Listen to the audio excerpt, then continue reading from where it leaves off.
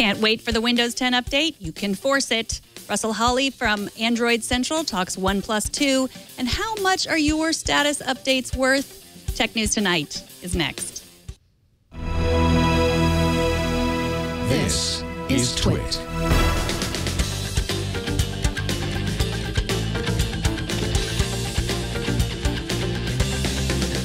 This is Tech News Tonight, episode 391 for Wednesday, July 29th, 2015.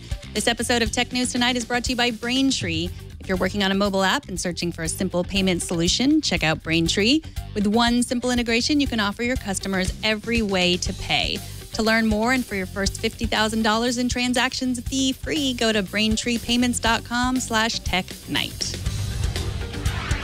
Welcome, I am Megan Maroney. Let's get to today's big news. Microsoft released the free upgrade to Windows 10 in 190 countries today, if you live in one of those countries. And if you've already reserved the upgrade from Windows 7 or Windows 8.1, you can try to trigger the update if you haven't already received it.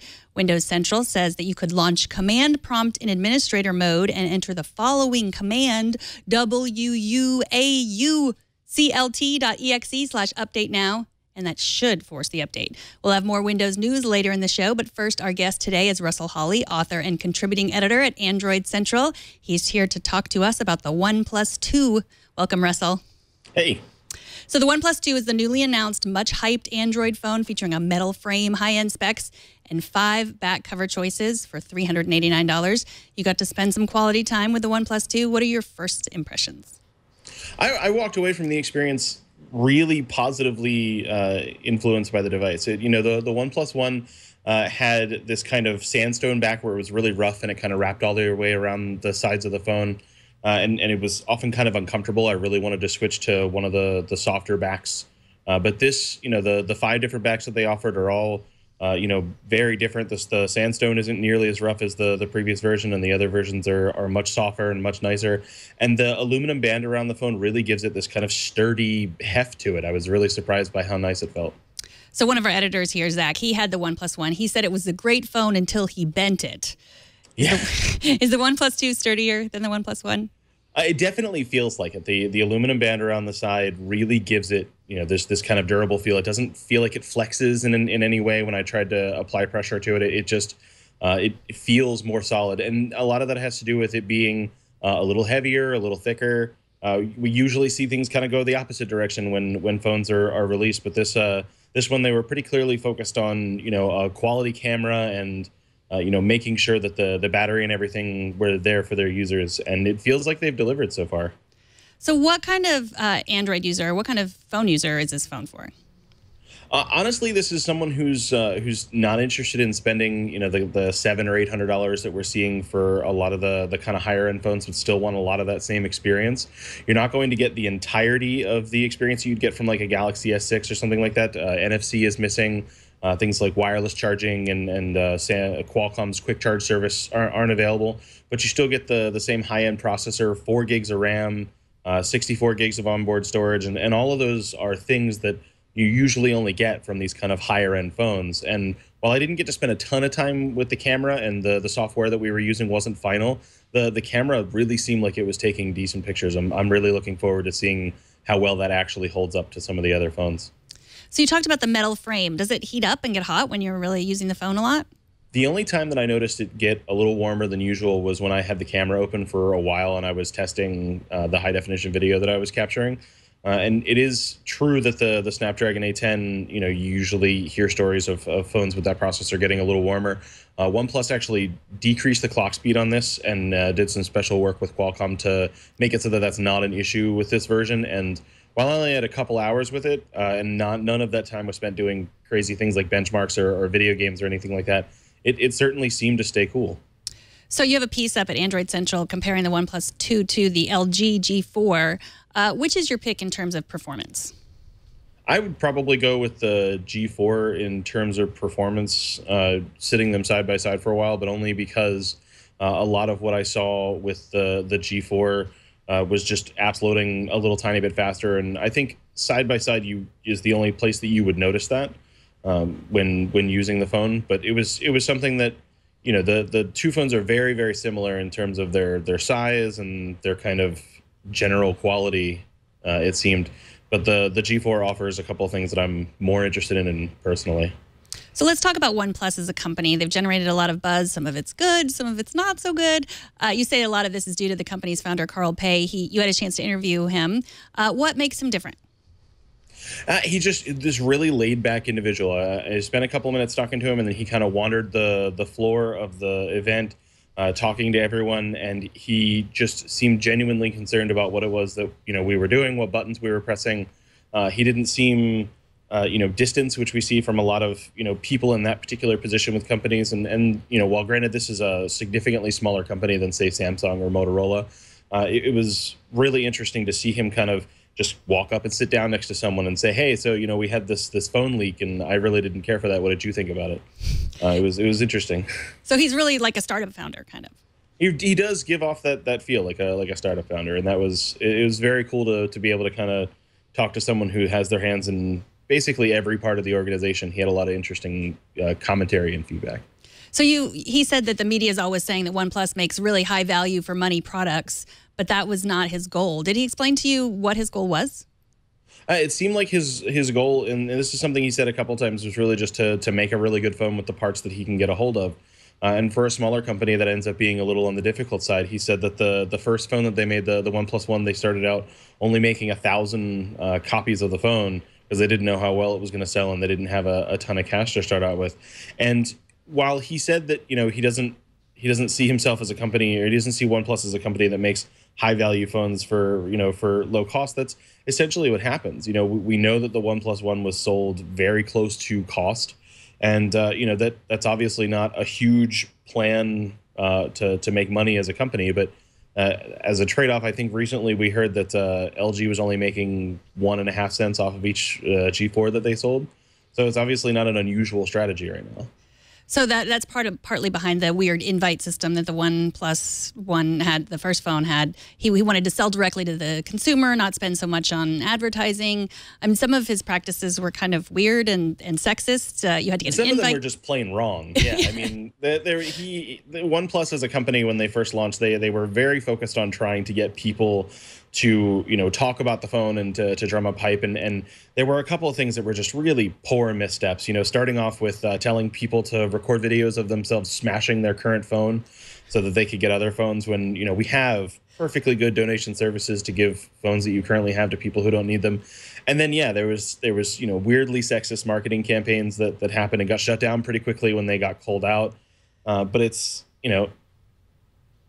part of it ends up being a company that is, talking to a particular group of people on the internet and figuring out what works to get them to kind of drum up attention.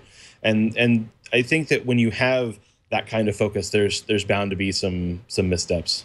So is there any kind of invite system this time around?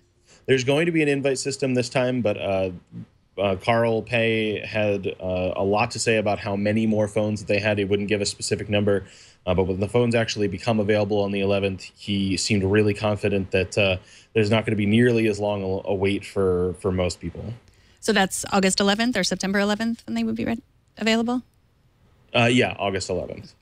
So yesterday, Motorola announced the Moto X Style, the Moto X Play, and the Moto G 2015. Are they comparable phones to the OnePlus 2?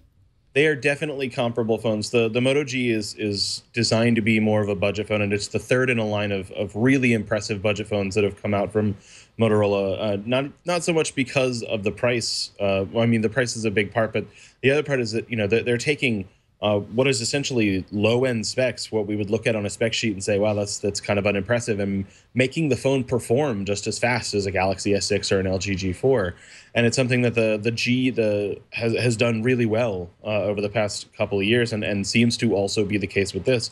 And then we have the Style and the Play, which are the more, I don't want to say mature, but I'm not sure I know another way for it, the kind of flagship-based design.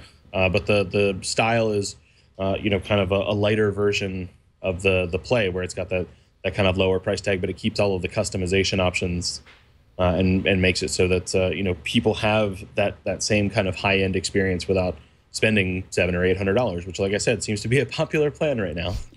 Right, that's how they'll differentiate themselves from everyone else, I guess. So Russell Hawley, thank you so much for joining us. Russell is the author and contributing editor at Android Central. He's at Russell Hawley on Twitter. Thank you so much for being here. Thanks for having me. Coming up, your flight information has been hacked and Amazon at the touch of a button. But first, this episode is brought to you by Braintree, code for easy online payments. If you are a mobile app developer, or if you're thinking about developing a mobile app, you should take a look at Braintree. Braintree is the payment solution used by companies like Uber and Airbnb. Braintree has made these payment experiences in these apps seamless and magical, and now you can add a similar experience to your own app. With excellent customer service and simple integration, Braintree gets you ready to receive payments quickly. And Braintree's continuous support plus fast payouts means you'll be prepared as your company grows from your first dollar to your billionth. Braintree gives you a full stack payment solution, support for all payment types for customers. Start accepting PayPal, Apple Pay, Bitcoin, Venmo, cards, and more, all with a single integration across all platforms with superior fraud protection, customer service, and fast payouts. To learn more and for your first $50,000 in transactions fee-free, go to braintreepayments.com/technight. Now on to a few more stories we're following today. Microsoft officially released Windows 10 today, and the reviews are in. Willa Remus at Slate calls it the first operating system to embrace the future of computing. Jeffrey Fowler from the Wall Street Journal says it's the best PC experience I've had since Windows XP. Whereas Krebs on Security warns that unless you opt out, Windows 10 will by default share your Wi-Fi network password with any contacts you may have listed in Outlook and Skype, and with an opt-in, also your Facebook friends. If you want to know more, download the epic episode of Windows Weekly that Leo recorded this afternoon. You can find it at twit.tv under shows. Bloomberg reports that the same Chinese hackers who targeted the U.S. government have hacked United Airlines. The breach happened in May or early June, but was just announced this afternoon. The hack included flight manifests, which are the lists of names and travel itineraries of passengers. United Airlines is one of the biggest contractors in the U.S. government, which means that these allegedly Chinese cyber hackers now have additional information on military personnel, government contractors, and other officials. Facebook released earnings today. Revenue rose 39% with daily active users at 968 million on average for June 2015. That's an increase of 17% year over year. Mashable reports the story behind the numbers, and that is that Facebook has finally mastered the art of making real money off of your status updates, mainly by the ads you look at on your smartphone. Still, based on the 82% jump in spending, Facebook stock fell about 2% in after-hours trading today. On April Fool's Day, Amazon announced the Dash button, a sticky Wi-Fi connected piece of plastic that you press to order more razors, detergent, toilet paper, diapers, and other items you would never want to run out of. Lots of us thought it was a joke, but nobody is laughing today as the Dash buttons officially went on sale at Amazon for $4.99. Just press the button and never run out. I assume that the items don't just drop from the sky as soon as I press the button, but I can't say for sure because I have not tried them yet. And finally today, Yahoo launched Live Text, a new live streaming app that assumes that none of us live streamers ever have anything interesting to say. That's right, the new app does not include audio. This is a good thing from a legal perspective because the laws around recording people's conversations are actually stricter than those that prohibit filming a person without her knowledge. The Next Web says that Yahoo unveiled the app for download in the US, Canada, Germany, France, and the UK as an attempt at reviving its once popular messenger app. We are on Facebook. Find us by searching Tech News Tonight with the number 2. Like us to get links to the show when it's posted and the stories that we talk about. And if you want to be part of the conversation, post a comment on the stories that we post. You can also email us feedback at tn2@twit.tv or megan@twit.tv. That's what Mike Polinsky from Milwaukee, Wisconsin did last night. I recommended Instacast, which is a podcast app that I still use, even though the company seems to have gone out of business last month. Mike writes, unfortunately, the company behind Instacast has closed down. I loved them, especially since they had a native Mac as well as iOS apps. I've since switched to Pocket Casts, which has apps for iOS, Android, a web player, and now has an app for Windows Phone. I downloaded Pocket Cast today, so thank you, Mike. You can also subscribe to this show at twit.tv/TN2. You can write to us at TN2@twit.tv and watch live every weekday at 4 p.m. Pacific. And that's it for this edition of Tech News Tonight. Don't miss our morning news program, Tech News Today, every weekday at 10 a.m. Pacific, 1 p.m. Eastern. I'm Megan Maroney. Thanks for watching. Bandwidth for Tech News Tonight is brought to you by CashFly.com.